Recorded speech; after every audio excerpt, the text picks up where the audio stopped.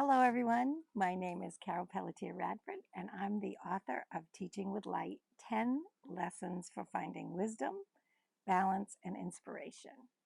In this series, this is about balance. So these are your mindful living actions for the book. We are on Lesson 2, Bloom Where You're Planted. Now, this lesson shares the story of when the school burned down and I had to stay and teach in a classroom behind the school, a portable classroom, and all the challenges that come with the struggles that we may face as teachers. So sometimes we have to bloom where we're planted in a struggle that we really haven't chosen for ourselves. Page 32 and 33 are about ways we can focus our energy and our intention. So this message is about focusing on our growth. So as children, we grew physically, and as teachers now, where we are, we're growing emotionally. We're growing our teaching strategies. We're growing our relationships. Much like this beautiful plant, we need nourishment and light and sun. So teaching with light is the light part that I want to offer you and have you just pause and take a moment to assess. So there is a little 5-question assessment here. Assess your teaching and leadership skills. So there may be an opportunity for you to grow in a different way. Maybe you haven't thought about being a teacher leader or sharing your ideas with others.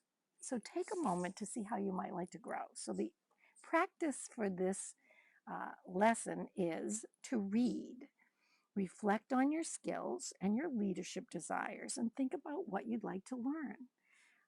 One suggestion I make is to try asking someone that you admire what they have read, what has been an important message that has influenced the way they've made decisions. So I hope that you will try that and explore the other 2 books that I mentioned in the chapter so that you can expand your knowledge base, your skill base, and keep assessing. The mudra for relaxation for today is called Padma Mudra, and it's the gesture of a lotus.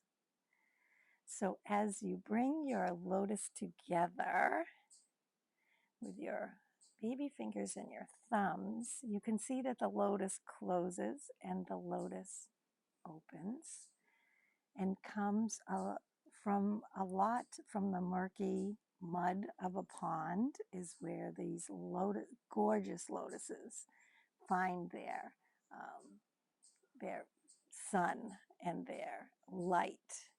So like that lotus, I encourage you to think about and assess what will make you grow and be nourished. Now, as we wind down the chapter, I'd like to highlight 5 things to remember how you can be supported in this growth journey. Remember to acknowledge your strengths. Be clear about what you bring to teaching. You bring a lot. When we learn, it doesn't mean we're totally deficient. Keep in front of you what it is that works really well for you. Assess your needs regularly because they change over time. And you don't have to know how to do everything. You can ask for support. Find a mentor. Find a teacher that you admire. That's how we grow. We reach out to each other. Don't forget to create learning spaces for your students and for yourself. We learn best when we're comfortable, when we're accepted, and when we just intentionally focus on something that we want to bring to our professional work. Reflect on the challenges, but don't let them overwhelm you. See them as opportunities. I know that's a hard one. And use the challenge to practice your strengths and find out what it is you need to learn. So as we close this session, remember the lotus, the Padma Mudra. Inhale and exhale. Silence. Imagine this gorgeous lotus. And it's your learning and your growth and what you bring.